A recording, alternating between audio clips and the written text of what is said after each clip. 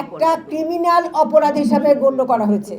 কাজে কোনো ক্রিমিনাল অপরাধের বিচার সালিসির মাধ্যমে হতে পারে না, এটা আইনের ধারা অনুযায়ী হবে।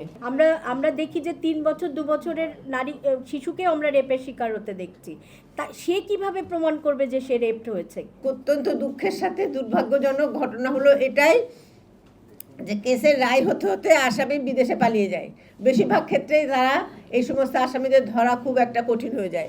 শিয়া বাটার ও ভিটামিন ই সমৃদ্ধ lily glam beauty soap. Lily, always beautiful.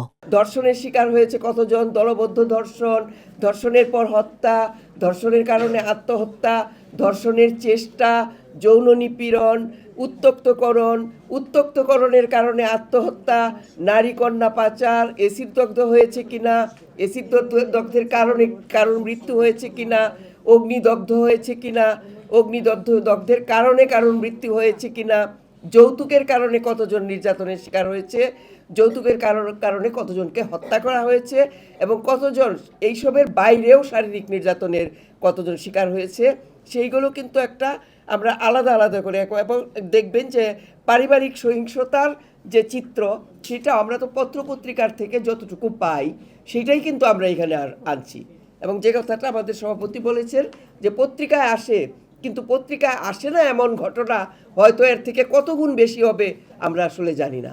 শুধু এইটুকু চিত্রই হচ্ছে ভয়াবহ। একটা ক্রিমিনাল অপরাধ হিসাবে গণ্য করা হয়েছে। কাজে কোনো ক্রিমিনাল অপরাধের বিচার সালিসির মাধ্যমে হতে পারে না, এটা আইনের ধারা অনুযায়ী হবে।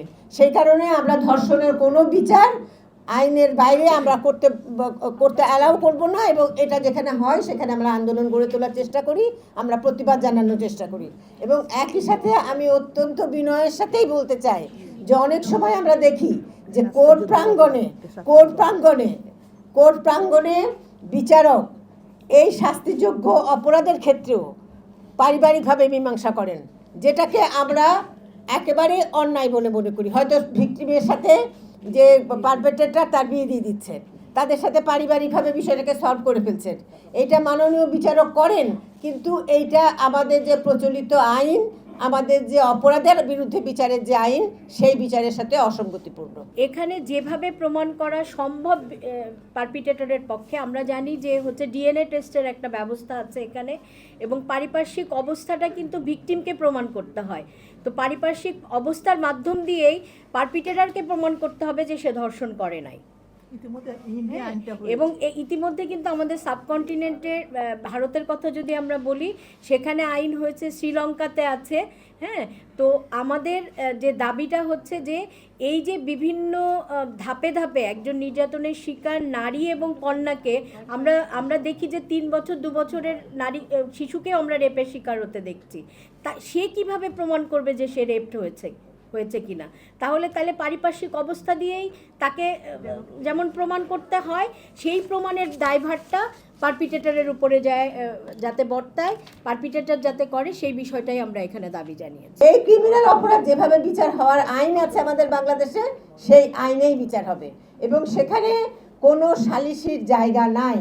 সালিসি যেগুলো হয় সেগুলো আমরা গ্রহণ করি না, সেগুলো আমরা রিজেক্ট করি, এবং আমাদের যদি শক্তি থাকে সেই শক্তি দিয়ে আমরা স্থানীয়ভাবে সেটাকে প্রতিরোধ করার চেষ্টা করি। এই কারণেই আপনারা যেভাবে চিত্রগুলোকে তুলে ধরছেন, একইভাবে এই চিত্র যাতে না দেখতে হয় সেই বিষয়ে জনমত কীভাবে তুলে ধরবেন, সেই বিষয়ে আপনাদের কাছে আমাদের একটা আহ্বান থাকবে যে সেই জায়গাটাতেও আপনারা আপনাদের প্রতিক্রিয়া দেখান, যে যাতে নারীর প্রতি সহিংসতা না হয় সেটার জন্য আপনারা কিভাবে জনমত গড়ে তুলবেন, সেখানেও আপনারা সহযোগিতা করবেন বলে আশা করি।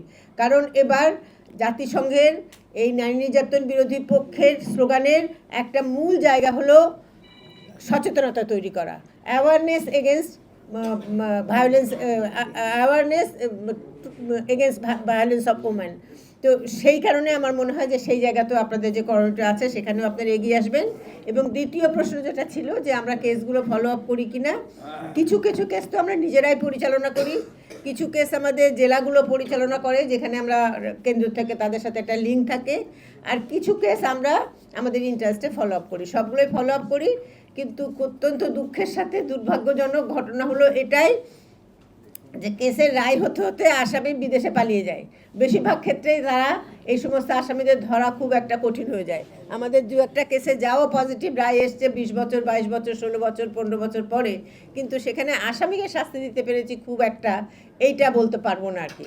কাজে এইখানে আমাদের বিচার ব্যবস্থার ক্ষেত্রে যে বিশাল অসঙ্গতি, যে বিশাল মানে বিচার অপ্রাপ্তির ক্ষেত্র প্রস্তুত হয়েছে, সেই জায়গাটাও আপনাদের দৃষ্টি দিতে হবে।